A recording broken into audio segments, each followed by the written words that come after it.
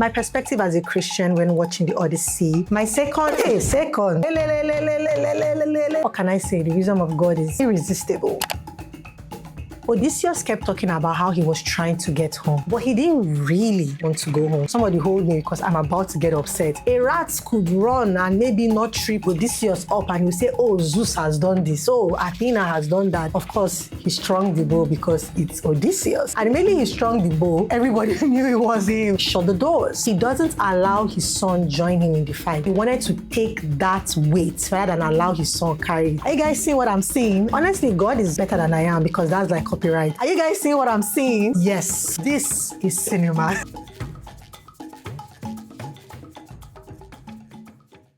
Hey guys, my name is Ezinne Zara. Get in here. We have a lot to talk about today. So, when the Odyssey was about to be released, I heard so many negative reviews about it. And I was, I guess, a bit like, am I sure I want to see this? Because initially, I remember the first time we saw the trailer, I was with my husband and he knows the story of the Odyssey. He's such a Christopher Nolan fan. So he was like, oh my goodness, I love this. I cannot wait for it to come out. We definitely have to go and see it. So I was excited. And when it finally was released, when it came to Nigerian theaters, I remember my husband saying, oh, the movie is out now, let's go and see it. I've gotten tickets for us. And I was like, I don't know if I want to see it because I've heard so many negative reviews. And he was like, I've heard positive reviews. So that was very funny. So I was like, okay, let's go and watch it and we'll see whose research won. And let me tell you, I loved it. I absolutely loved the movie. And I'm just going to say a few things.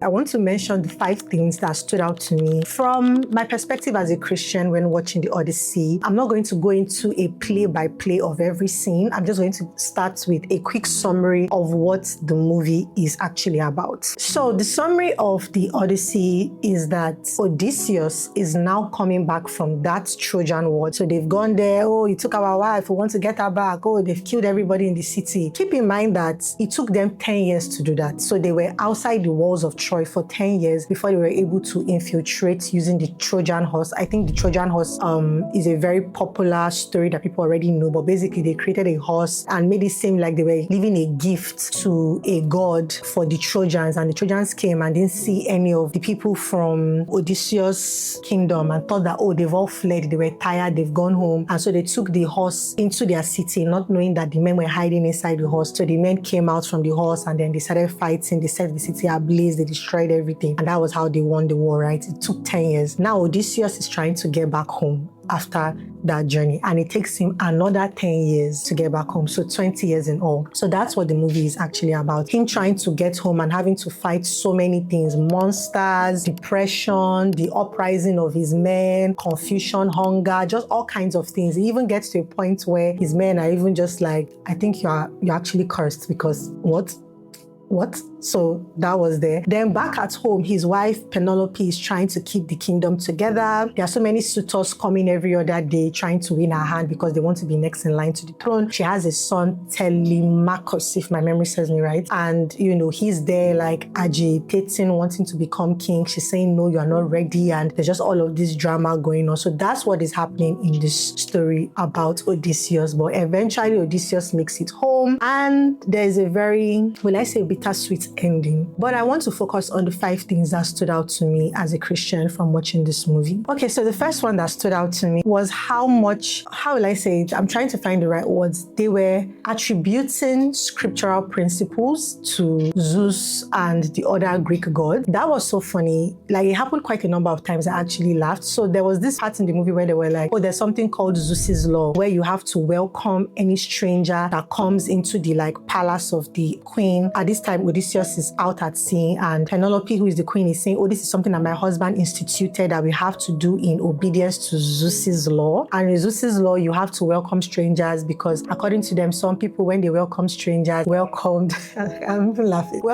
gods, right? And that's very funny because it reminds me immediately of Hebrews chapter 13, verse 2, which basically says, verse 1 says that you should dwell together in brotherly love, and then verse 2 now goes on to say, open your home up to strangers because some by doing this have entered entertained angels. That particular scripture is referring to Genesis chapter 18, right? Where Abraham was just sitting down outside his tent and he saw two men passing by and he said, oh, you look like you've been on a long journey, come into my house, blah, blah. And they came in and found that they were angels. And then they gave him like a very specific word about when his wife was going to have a child and also about what God planned to do in Sodom and all of those types of things. So it's like, yeah, this doesn't belong to you. I'm not sure why you're appropriating this and now branding it Zeus's law, but what can I say? The wisdom of God is irresistible. And I can see why Christopher Nolan wanted to incorporate it into his script. But I just really wish that they were not like trying to rebrand it as. And I think this happens a lot just in general. Like there are a lot of things that are biblical principles that people now teach like it's their own wisdom. And honestly, God is better than I am because that's like copyright.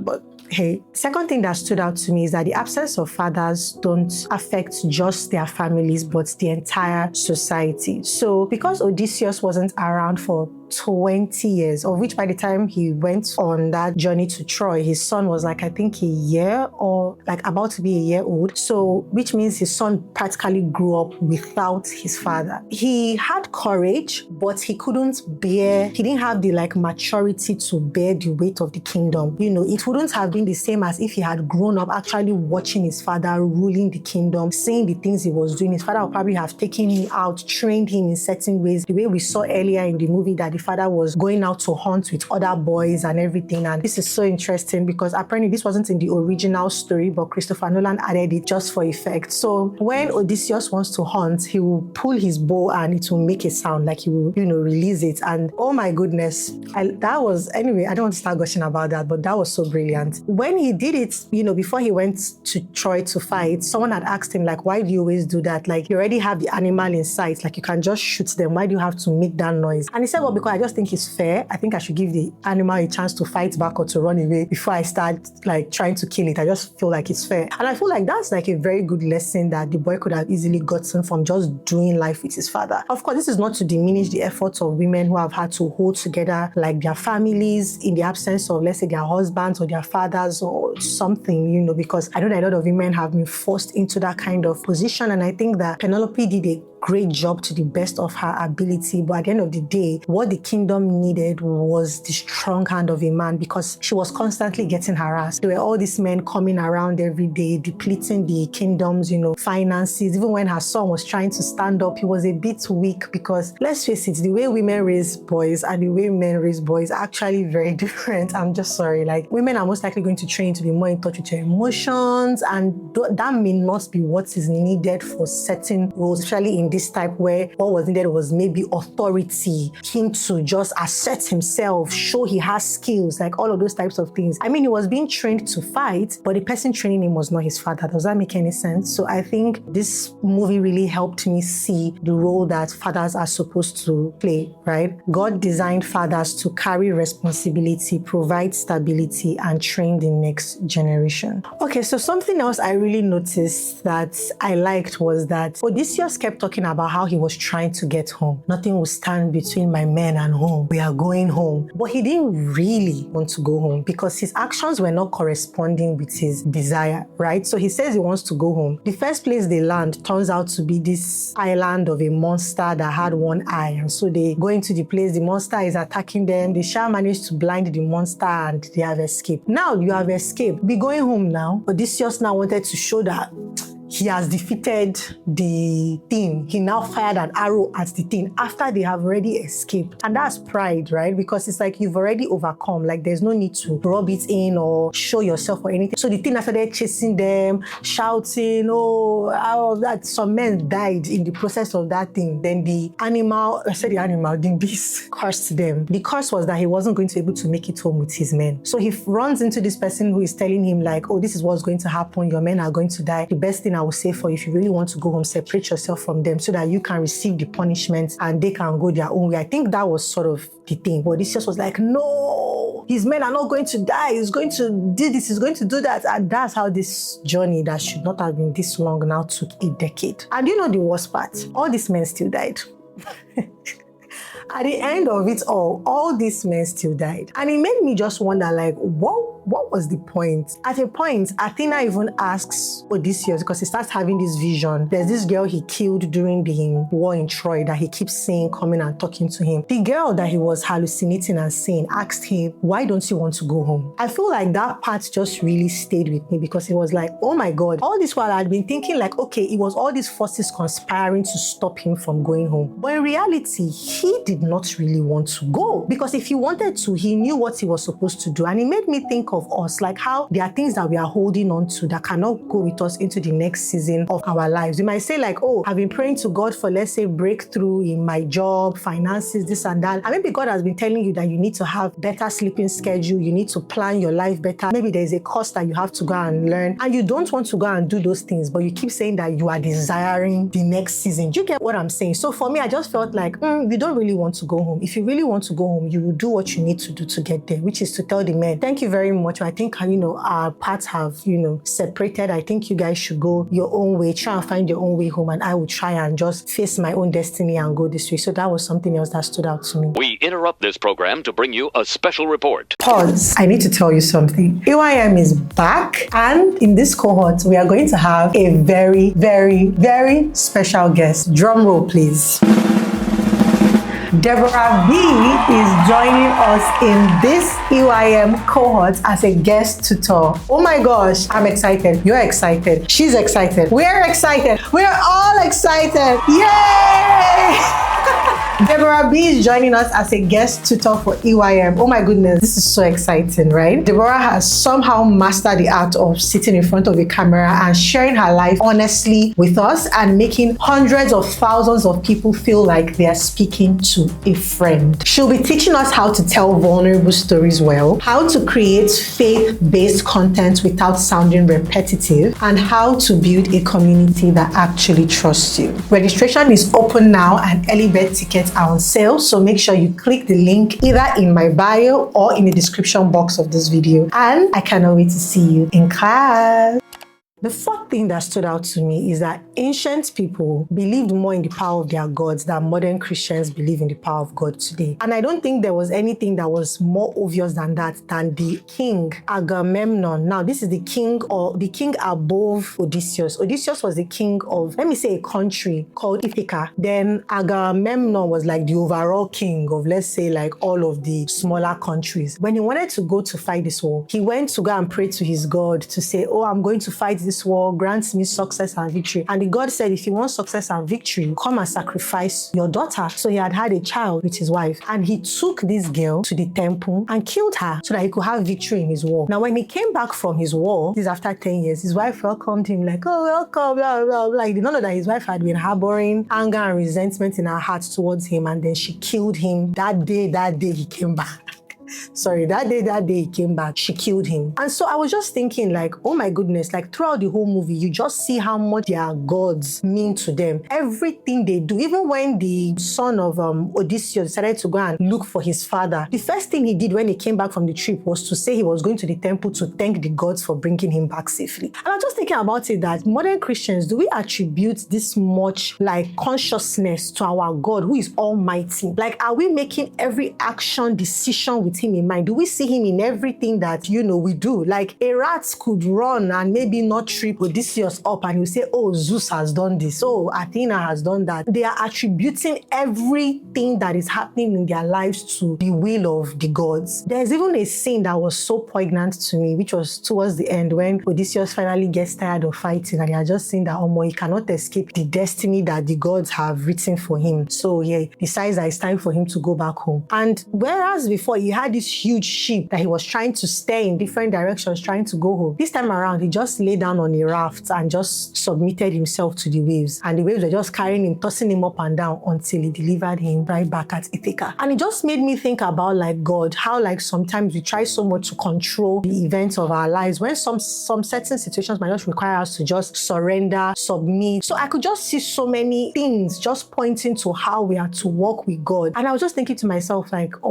if modern day dare Christians like incorporate God into their lives? The way I'm seeing these people in this movie talking about their gods and the things they do with their gods, I think we'll be having extraordinary results, honestly. And then my last and final point, the fifth one, is that the way Penelope was waiting for Odysseus to return reminded me of how the church is waiting for Christ to return. I just loved it so much. And I think I saw, when I was on Instagram, I saw this reel that Anne Hathaway, who asked Penelope, was talking about how initially her dress was supposed to be like a dark red royal color. And then when she came to film the movie, she saw that, oh, her colors were now like bright blues and jewelry and elaborate hairdos. And she was like, oh, what changed? Like, why has it moved to this like celebratory like theme? And then she realized that it's because Penelope does not believe that Odysseus is dead. Even though everybody else is saying, oh, it has been 20 years, he has certainly died. She's like, no, I'm going to wait for my king to return. It's almost this sense of feeling like he can walk in at any time. You don't know the day, you don't know the hour, but whenever he comes, you want him to meet you ready. I feel like it was just so good, right? And she had all these like suitors trying to proposition her like, oh, choose another husband. I feel like that's how the things of this world try to make us get carried away, trying to tell us like, oh, Jesus has said, there are even times that people will even say things like, and Jesus has been coming. They've been saying it since that he has been coming.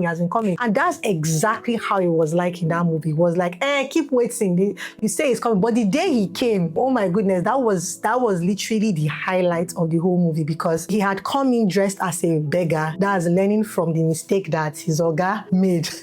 Now let me not come home in victory, because I don't know the enemies I now have in the kingdom. I've been away for 20 years. So he came as a beggar. They underestimated him. And then his wife created this challenge and said that anyone who can complete that challenge is going to be her husband. And guess what? The only person that could complete that challenge was Odysseus, because it was something that only he could do before he had left. And that was string his bow and pull that sound that he used to make, which is why I said Christopher Nolan writing that into the movie was so brilliant. Eventually, all the men tried to do it. They could not do it. And then Robert Pattinson's character, somebody hold me because I'm about to get upset. He was trying to be like, oh, nobody can ever replace your husband. We're not trying to replace your husband. That guy was annoying me because he was so evil, and then he'll be trying to act, oh, I'm good, I want your interest. I'm just like, God, please expose all of my enemies, because what? Anyway, that was how all the men had tried, they could not do it. And then the beggar said he wanted to try. And everybody was like, what are you talking about? Like, what do you mean you want to try? But she was like, let him try. Of course, he strung the bow because it's Odysseus. And immediately he strung the bow, everybody knew it was him. I saw this very funny reel on Instagram. I think I'm going to try and put it here, but it was so funny. They were like, Penelope, when Odysseus strung the bow. I don't know if you guys have seen that meme of that guy that said, shut the doors. I said, close them doors. Ushers, close the doors. Close the doors. Close the doors. But they basically shut the doors and nobody could escape. And then he started avenging the evil that had been done, like taking out all of his enemies. And I was just thinking about how satisfying it felt for that to happen. Now think of how much more satisfying it will be when Jesus returns, when he destroys hell, death, the grave, when he brings back to life all those who have died in Christ. Just think of how much more satisfying that is going to feel. It is going to be, oh my goodness, we are so happy, we are so excited. Jesus is here. I mean, Penelope was not even afraid. Like, whilst the people that were afraid were the people who had been doing wrong in his absence. They were the ones running away, trying to hide. Some were even trying to fight him back. But she just ran into her own cubicle and just closed the door in peace, because she knew that she was safe. She was his bride. She was waiting. She was faithful. She was loyal, and she was excited about him being there. So eventually he destroys his enemies. But I love this. He doesn't allow his son join him in the fight, because apparently, according to their law or their belief systems, if you kill somebody in your house, you have to be exiled. And so he wanted to take that weight rather than allow his son carry it. Are you guys seeing what I'm seeing? So eventually he takes care of all of the enemies. He lives with his wife. They go on an exile. And then his son now takes over the kingdom and now becomes king, because he has vanquished all of their enemies. Are you guys seeing what I'm seeing? So, I love the movie. I loved it. I've already been to see it twice, and I love every single time that I went to see it. I think I'm now officially a Christopher Nolan fan. I heard that, from the little research that I've already done, he works with his wife, with his children, which I also really love. And yeah, just in general, I feel like it was an excellent movie. It was, delivered well. My Okay, my second favorite scene, hands down, has to be when Penelope was talking with her son Telemachus, and he was saying, look, you just have to pick a suitor. You just need to just pick somebody. At least if you pick somebody, I really have to deal with him, because obviously the men wanted to kill him because he was like the heir to the throne. So they were looking at him with one eye like, give us a reason to just stab you now. Give us a reason to just kill you now. So he was telling his mom like, hey, if you just pick one of them, I will now have to just be dealing with one of them than dealing with 100 of them, And she was like, no, I'm not going to pick them. I want to wait for my husband to come back home. And the guy, I think he asked her, do you want revenge or do you want peace? And she said, I want Odysseus. That was my favorite scene. Like the way she said it. And Hathaway was such a good actress. Her facial expression, her mannerisms, the wide angle shots, like I was like, yes, this is cinema. Like, I love that movie. I love that movie. So if you haven't seen the Odyssey, please go and see it in cinemas and have an amazing time. This is not sponsored at all. I wish it was. Christopher Nolan, whoever it is that is there. I don't even think they need to sponsor anybody to promote this movie, because each time I've gone to see this movie, guys, there's been a stampede to get into the theater. It's that hot. And this has been like 2 weeks now since it has been out, and there's still a stampede to go and see it. So I don't think they need my, my advertisement services. That's all I have for you guys in this video. I hope you enjoyed it. If you've seen the Odyssey, please let me know what were your favorite scenes, what stood out to you, what you liked, what you enjoyed. And if you were part of the crowd that was like, oh my goodness, this movie is horrible, I'll be really interested to know like what you saw that made you think that this movie is not great. And that's all I have. I will see you in my next video.